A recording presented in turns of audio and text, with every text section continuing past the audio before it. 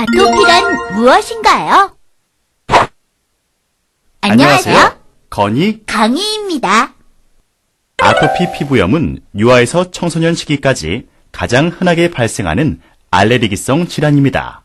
조사에 의하면 아토피 피부염 환자의 발생은 2001년 인구 1000명당 12명에서 최근에는 91.4명으로 대폭 증가하였습니다. 이는 천식, 중이염 다음으로 높은 발생률을 보이는 것입니다. 아토피와 천식 환자가 급격히 증가한 이유로는 서구와 산업화로 인한 생활 환경의 빠른 변화가 주된 원인이라고 생각되고 있습니다. 아토피 피부염은 태열이라고도 부르며 증세가 좋아졌다, 나빠졌다를 반복하는 피부 질환으로 치료의 개념보다는 평소에 지속적으로 예방과 관리를 잘 해주어야 하는 만성 질환입니다. 아토피 발생의 원인은 무엇인가요? 와, 엄마! 어머, 우람이 얼굴이 또 그러네?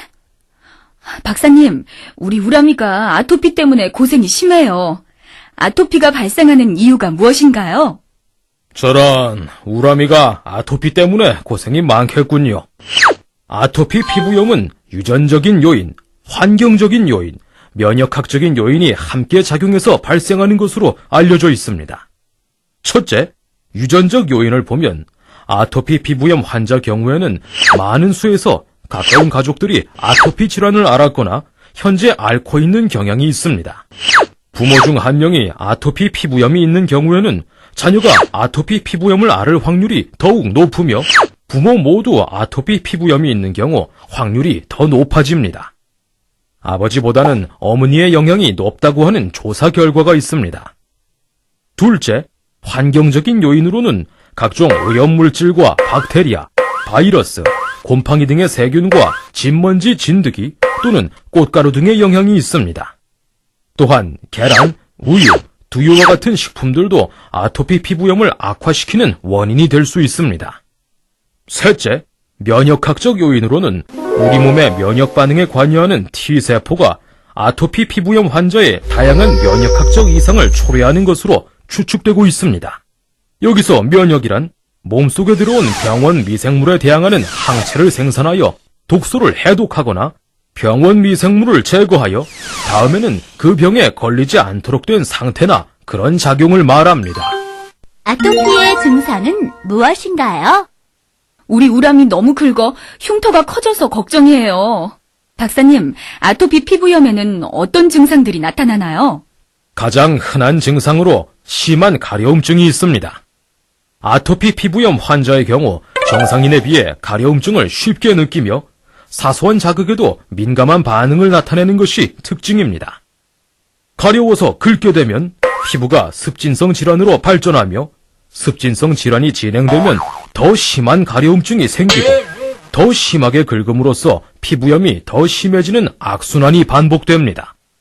그래서 증상은 점점 심해지고 나빠지게 됩니다. 아토피 피부염의 가려움증은 밤에 더욱 심하여 잠을 자는데 방해를 받을 수 있습니다. 때로는 아토피 피부염과 함께 알레르기 비염이나 천식과 같은 다른 아토피 질환이 나타나기도 합니다. 박사님, 지금 박사님 차량 불법 주차로 인하여 견인 중입니다. 슈퍼 아줌마. 아이고, 급해서 건물 앞에 세워놓았더니 죄송합니다. 차를 주차장에 대고 올 동안 김 간호사 보충 설명 부탁해요. 네. 이어서 설명하겠습니다. 아토피 피부염은 발생하는 나이에 따라 특징적인 곳에 다음과 같은 증상이 나타납니다. 출생 후부터 2세까지의 영아기에는 주로 머리, 얼굴, 몸통 부위에 붉고 습하며 부스럼 딱지를 형성하는 모습을 보이고 2세부터 12세까지의 소아기에는 팔, 다리, 손목, 발목 등 피부가 접히는 부위에 피부가 건조해지는 증상이 나타나며 이마, 눈 주위, 귀 주위의 피부 균열과 부스럼 딱지 등이 흔히 동반됩니다. 12세부터 성인까지는 얼굴, 목, 손, 발 등이 접히는 곳에 피부 증상을 보입니다. 이러한 증상은 나이가 들면서 좋아지나 어떤 경우에는 성인이 될 때까지 중증의 피부염이 계속되기도 합니다. 어허, 나도 여기가 가렵던데. 혹시 저도 아토피 피부염이 있는 거 아닙니까? 여보, 당신은 아토피 피부염이 아니라 무좀이잖아요. 에이, 그런가? 발 관리를 잘 하셔야겠네요. 아토피의 진단은 무엇인가요? 그럼 다음은 아토피 피부염 진단에 대해 알아보도록 하겠습니다. 아토피 피부염은 가려움증을 동반한 특징적인 피부 증상을 나타내므로 경험이 있는 의사 선생님이 눈으로 보기만 하여도 진단이 가능합니다. 그러나 좀 더 정확한 진단을 위해 보조적인 검사로 아토피 피부염을 유발시키는 것으로 의심되는 물질을 피부에 접촉시켜 그 반응을 보는 피부 반응 검사, 아토피와 연관이 있다고 여겨지는 면역세포의 상태를 알아보는 혈액세포 검사, 면역과 관련된 물질의 농도를 알아보는 혈액 검사 등을 실시하기도 합니다. 아토피의 치료 및 관리. 그럼 아토피 피부염의 치료와 관리는 어떻게 하여야 할까요? 아토피 피부염은 한 번의 치료로 완치되는 질환이 아니므로 단순히 치료라는 개념보다는 관리라는 개념이 더 적절합니다. 아토피 피부염 관리는 악화시키는 요인을 가능한 제거하도록 하고 가려움증 때문에 긁어서 피부염증이 생기지 않도록 예방하는 것입니다.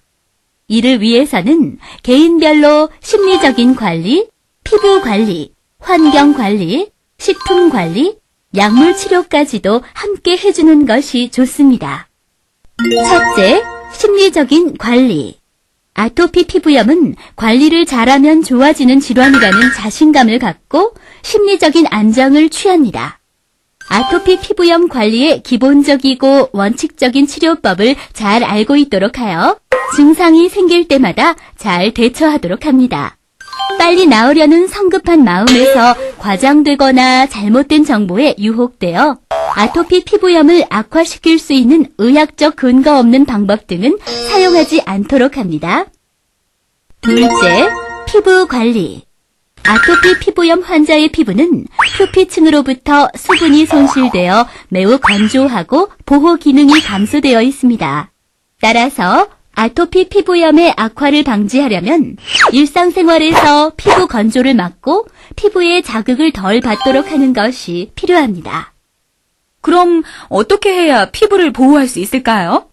어머, 피부 관리는 제가 잘 알고 있어요. 제 동생이 아토피 피부염 때문에 고생한 적이 있는데 저희 엄마가 피부 관리를 너무 잘해주셨거든요. 먼저 아토피 피부염 환자의 목욕 방법은 전신 목욕보다는 10분 정도의 짧은 샤워를 하는 것이 좋습니다. 뜨거운 물보다 30에서 35도씨의 미지근한 물을 사용하고 자극을 피하기 위하여 비누, 샴푸, 화장품 등의 과도한 사용을 제한하는 것이 좋습니다. 비누는 수분이 오래도록 지속될 수 있게 보습작용이 잘 되는 것으로 선택하며 목, 겨드랑이, 사타구니, 발 등에 부분적으로만 사용하는 것이 좋습니다. 목욕을 할 때에는 때를 밀지 말고 손으로 비누칠을 하고 손으로만 닦아줍니다. 샤워 직후에는 면수건으로 피부의 물기를 가볍게 두드려 말리고 물기가 완전히 마르기 전에 전신에 오일이나 로션 등의 보습제를 적당히 바르도록 하여 피부가 건조해지는 것을 방지하도록 합니다. 그리고 아토피 피부염 환자의 옷은 되도록이면 공기가 잘 통하는 면으로 만들어진 것을 입고 합성 섬유로 된 속옷이나 올이 거친 천으로 만들어져 자극을 줄 수 있는 옷은 피하도록 합니다.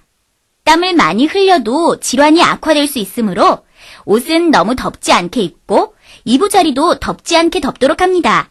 땀을 흘린 후에는 가능한 한 빨리 샤워를 해서 땀을 제거하고 깨끗한 옷으로 갈아입도록 합니다.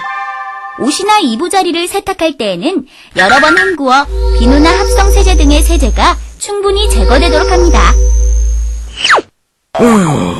차 견인당할 뻔했네. 한별량은 아토피 피부 관리 방법에 대해서도 잘 알고 있네요.